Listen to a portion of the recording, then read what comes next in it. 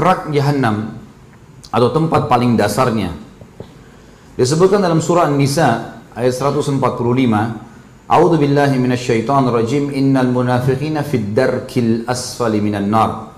Sesungguhnya orang-orang munafik itu ditempatkan pada tingkatan yang paling bawah dari neraka. Makna daripada paling bawah adalah tempat yang paling berat siksaannya, paling dalam.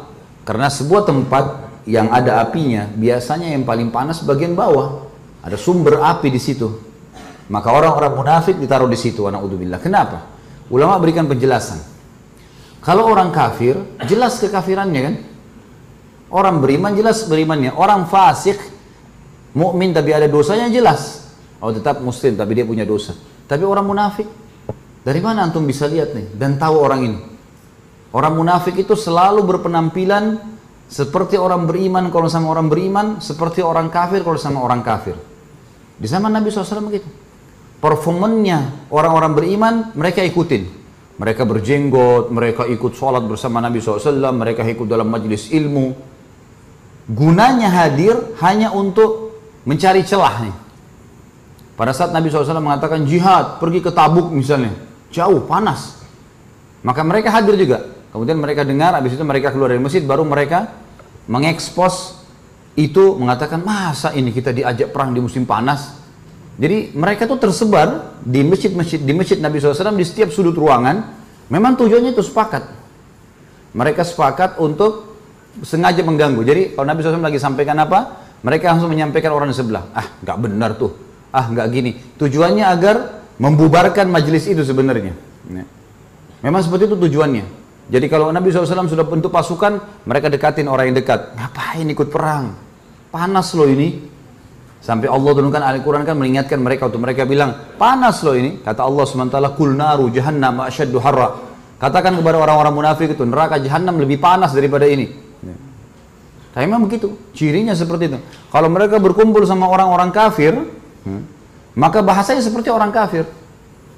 Mereka mengatakan pada orang-orang kafir itu, kalau kalian diperangi kami akan bersama kalian, kalau kalian dikeluarkan kami akan juga dikeluarkan bersama kalian, kalau kalian ditawan kami juga bersama kalian. Luar biasa. Susah untuk dibedain. Nama pemimpinnya di Madinah Abdullah. Bukan namanya dia nama-nama orang kafir, enggak, namanya Abdullah. Abdullah bin Abi Salul, pimpinan orang munafik. Makanya jangan heran sekarang kalau ada orang namanya Muhammad, Ahmad, tapi luar biasa bencinya sama Islam. Saya temukan informasi dan ini mudah-mudahan di majelis ini tidak ada. Dan majelis-majelis saya harap tidak ada. Tapi sekarang sudah mulai ada orang-orang yang tidak suka dengan dakwah Islam. Performannya seperti kaum muslimin. Masuk ke majelis seperti tadi subhanallah yang dilakukan. Sama dengan orang munafik di zaman Nabi SAW. Kalau ustaznya lagi sampaikan materi, dia bisikin orang sebelah. Bahasa nggak benar nih ustaznya ini. Masa ngomong gitu. Ternyata ada satu orang ikhwah kita yang hadir di pengajian. Kebetulan bukan cuma pengajian saya, salah satu pengajian ikhwah ustadz yang saya tahu. Itu ketemu sama salah satu teman ikhwah juga yang hadir di pengajian saya. Kemudian dia katakan, saya tadi untuk pengajian ada satu orang itu, dia setiap disampaikan ustadz ini materi langsung dia mengatakan, ah masa sih? Gak benar, ini gak mungkin. Jadi dia ngacoin orang yang di sebelahnya. Sebentar dia pindah lagi ke sana, sebentar pindah lagi ke sana. Dia pindah ngacoin semua nih. Subhanallah, ciri ini sudah di zaman Nabi SAW. Cirinya orang munafik. Ya akhi, kalau tidak mau masuk di majelis ilmu jangan hadir. Minum kopi di rumah kamu sana. Hah? Ya enggak? Enak minum kopi, makan pisang goreng, kan enak. Duduk di masjid ini ngapain? Hah? Tambah dosa. Tapi subhanallah orang munafik memang begitu. Makanya Allah subhanahu wa ta'ala siapkan untuk mereka. Kalau orang kafir itu nggak berani masuk di tempat orang Islam biasanya. Hah? Orang-orang kafir itu mau masuk masjidnya gemetar mereka, nggak berani. Mau masuk masjid, apalagi mau berpenampilan seperti orang Islam itu susah sekali. Tapi orang munafik bisa lakukan itu. Nama-namanya seperti nama Islam, gitu kan. Ada yang sengaja melempar pertanyaan-pertanyaan, sengaja menyujudkan supaya kalau orang ini dianggap ya, tidak bisa menjawab, berarti nanti dia terpojok gitu. Makanya saya sekarang mulai menyampaikan di pengajian saya seperti kasus ini. Kalau ada di pengajian disampaikan oleh seorang ustadz, dia malah mencari sengaja mengacoin antum, hati-hati di sebelahnya. Ini orang harus diingatkan, ya. Karena antum di majelis ilmu dengar atau untuk protes. Kalau untuk protes jangan datang kan gitu. Kecuali penyampaiannya ngawur. nggak ada dalilnya, kemana-mana, kan orang berakal bisa menangkap, kan gitu. Antum bisa bercerna, Allah kasih akal, Allah kasih hati, bisa mencerna kan. Dan ini sudah ada di zaman Nabi SAW.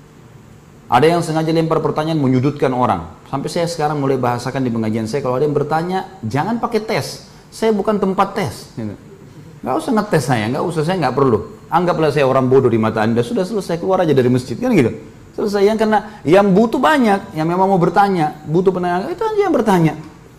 Jadi ini subhanallah bertepatan sekali. Saya tidak tahu malam ini kita bahas masalah ini, tapi saya tiba-tiba terlintas tadi gitu. Di zaman Nabi SAW memang cirinya mereka begitu.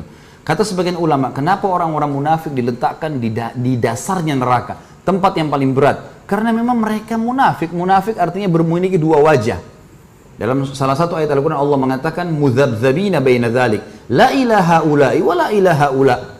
Orang-orang munafik itu mudzabdzab. Mudzabdzab itu orang Arab bilang tidak jelas arahnya. Di sini iya, di sana iya, berwajah dua. Tidak kepada orang beriman, tidak kepada orang kafir. Ini bahaya sekali, ya. Dan ini banyak di tengah-tengah umat Islam. Mereka menyusup tengah umat Islam, dan jangan heran, karena di zaman Nabi SAW ada. Kita tidak lebih baik daripada Nabi SAW. Nah, mereka ini diancam oleh Allah Subhanahu Wa Taala akan masuk ke dalam dasarnya neraka. Tentu ada di zaman Nabi SAW orang-orang munafik yang taubat, dan itu bukan mustahil mereka taubat, karena ada juga di antara mereka tidak faham apa-apa, ikut-ikutan temannya. Makanya Nabi SAW pada saat menasihati, meluruskan, ada di antara mereka yang taubat, ada yang mengaku, dulu saya bergabung sama ini, dulu saya begini, akhirnya mereka bertobat kepada Allah Subhanahu Wa Taala. Setelah Allah berikan hidayah kepada mereka dalam hatinya, hanya sadar kalau ini adalah perbuatan yang salah.